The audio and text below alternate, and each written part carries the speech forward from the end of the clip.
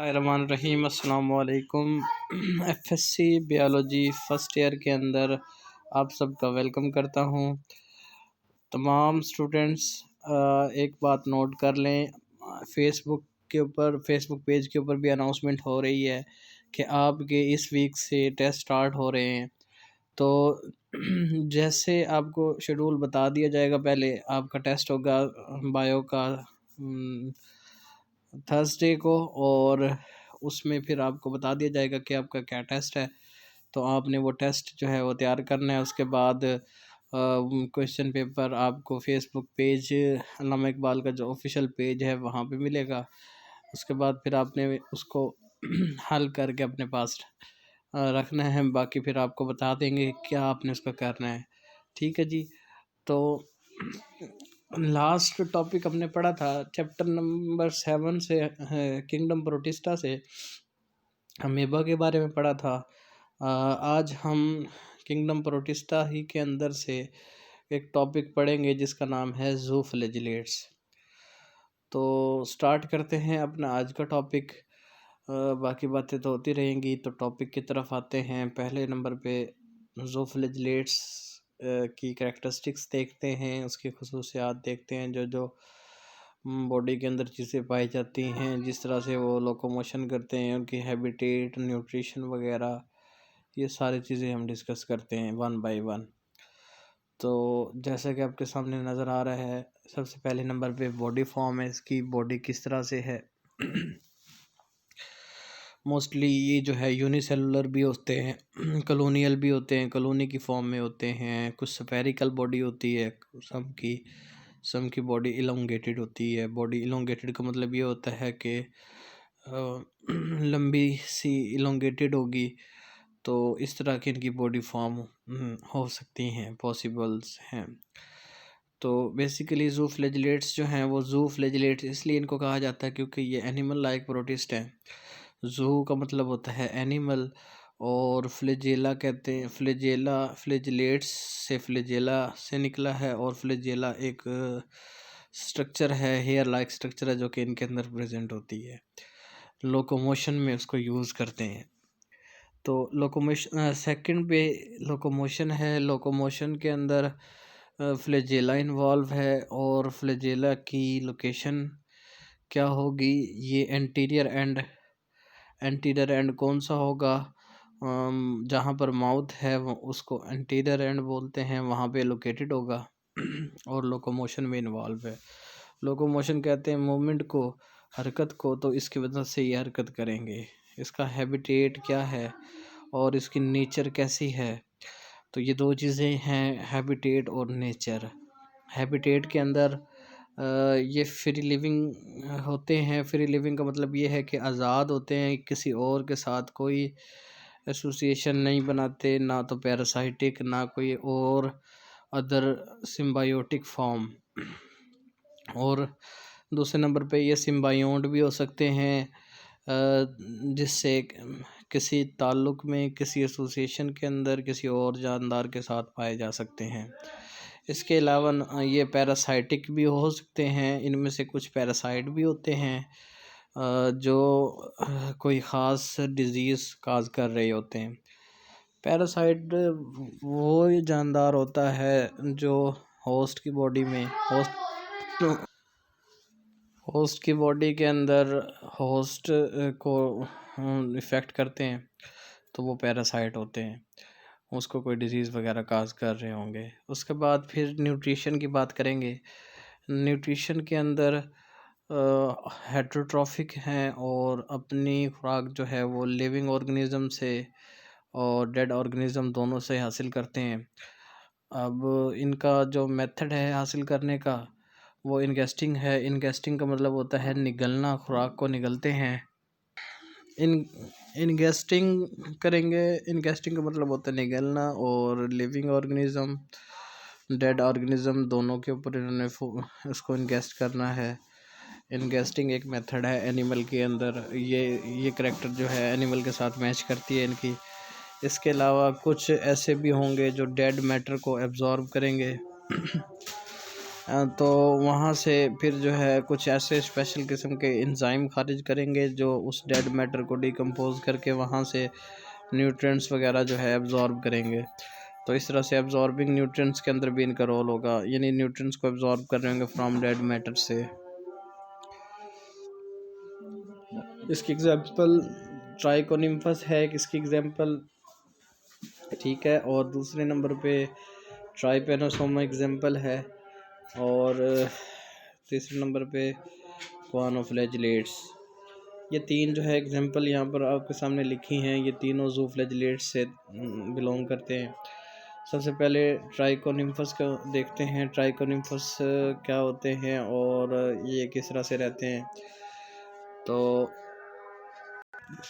पहली इसकी एग्जांपल है ट्राइकोनिम्फस, और ट्राइकोनिम्फस ये सिम्बायोटिक ज़ूफ्लैजिलेट्स हैं।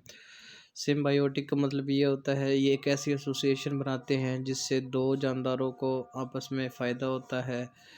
फॉर एग्ज़ाम्पल ट्राइकोनिम्फस टर्माइट्स की गट के अंदर रहते हैं, और टर्माइट्स जो है वो दीमक आपने देखी होंगी, ठीक है ना बच्चों। तो दीमक जो है उसको हम टर्माइट्स बोलते हैं, उसकी गट में ये रहते हैं। और गट क्या होती है, गट उसका डाइजेस्टिव सिस्टम, उसके स्मॉल इंटेस्टाइन को हम गट बोलते हैं, उसका जो इंटेस्टाइन वगैरह है उसको गट बोला जाता है। तो टर्माइट्स वैसे इंसेक्ट हैं, एनिमल के अंदर आते हैं, और ये जो है प्रोटिस्टा में आते हैं। तो दो डिफरेंट जानदारों के दरमियान ताल्लुक जो है वो सिम्बायोटिक कहलाता है, सिम्बायोसिस कहलाता है। तो यहाँ पर ये क्या काम करेंगे, ट्राइकोनिम्फस क्या फंक्शन होगा, बड़ा इम्पोर्टेंट फंक्शन है टर्माइट्स का। तो वहाँ पे ये एक एंजाइम खारिज करेंगे जिसका नाम है सेलुलेज। और जैसा कि सेलुलेज एंजाइम है, सेलुलोज आपने पढ़ा है, एक कार्बोहाइड्रेट है, पॉलीसेकेराइड होता है, जो कि प्लांट सेल के बाहर सेल वॉल होती है, उस सेल वॉल में अहम कंपोनेंट है उसका सेलुलोज, उसकी डाइजेशन करता है ये एंजाइम। और फिर जो है, क्योंकि आपको पता है कि जो वुड होती है, वुड प्लांट से हासिल होती है, यानी कि उसमें सेल होंगे और सेल वॉल होगी। तो सेल वॉल के अंदर सेलुलोज भी होगा, तो ये एंजाइम सेलुलोज की डाइजेशन करेगा, जिससे लकड़ी जो है वो डैमेज होगी, ठीक है ना। जो दीमक लगती है लकड़ी पे, आपने देखा होगा, वो दीमक जो है वैसे खुद से नहीं खा सकती उसको, लकड़ी को, लेकिन उसके अंदर उसके गट में जो टर्माइट्स रहते उसके सॉरी गट में जो ट्राइकोनिम्फस रहते हैं ज़ूफ्लैजिलेट्स, वो ज़ूफ्लैजिलेट्स जो है वो सेलुलेज एंजाइम खारिज करते हैं, और सेलुलेज एंजाइम जो है वो वुड की डाइजेशन करता है।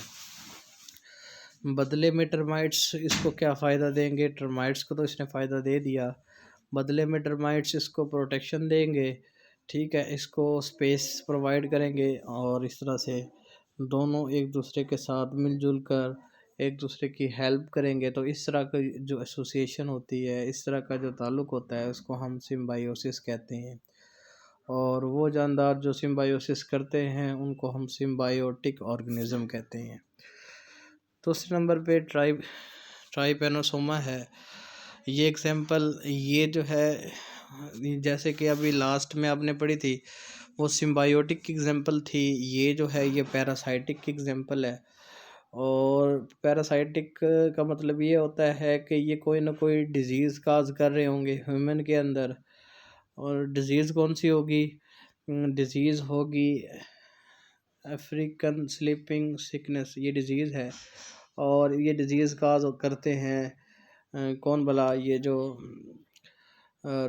ये अभी आप जो ज़ूफ्लैजिलेट्स पढ़ रहे हैं, जो पैरासाइटिक ज़ूफ्लैजिलेट्स हैं, अफ्रीकन स्लीपिंग सिकनेस जो है वो उसको काज करते हैं। एक कंडीशन है, एक डिज़ीज़ है जिसमें नींद की कमी हो जाती है, नींद नहीं आती।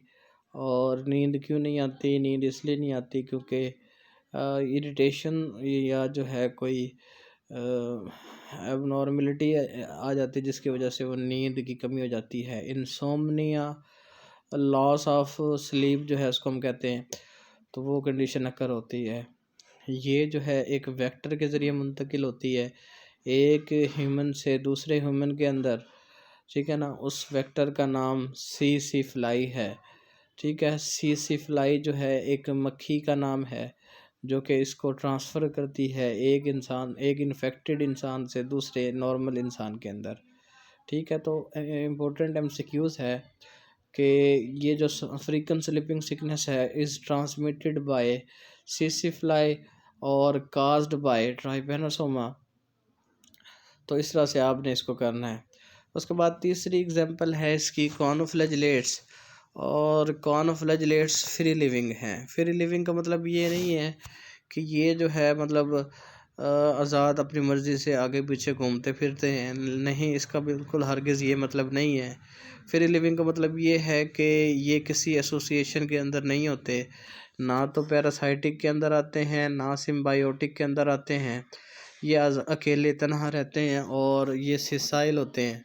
सिसाइल का मतलब ये होता है कि ये अपने जगह पे फिक्स रहेंगे, मूव नहीं करेंगे, और ये जो है एक्वेटिक होंगे, पानी में रहने वाले होंगे। उसमें कुछ ऐसे होंगे जो मेरीन वाटर के अंदर, ओशन सी के अंदर रहते होंगे, कुछ फ्रेश वाटर में भी रहते होंगे।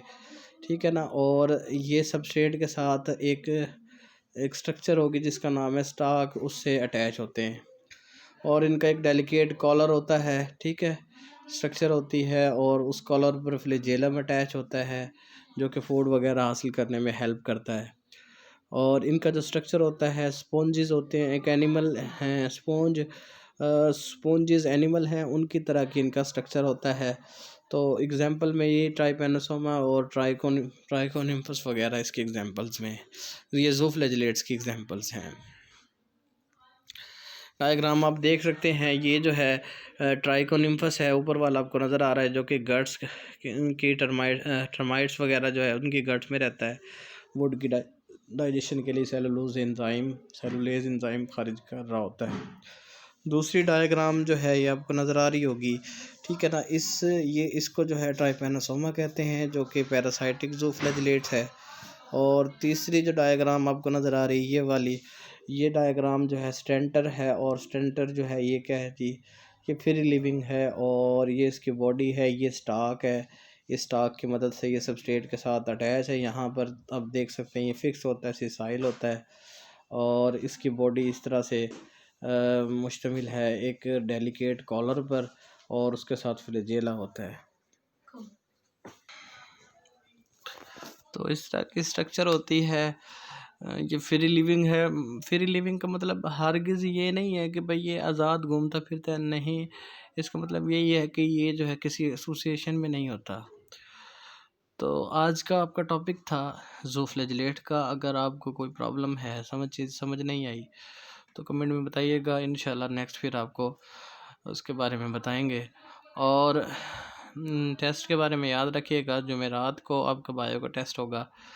ठीक है बच्चों, ओके, अल्लाह हाफिज़।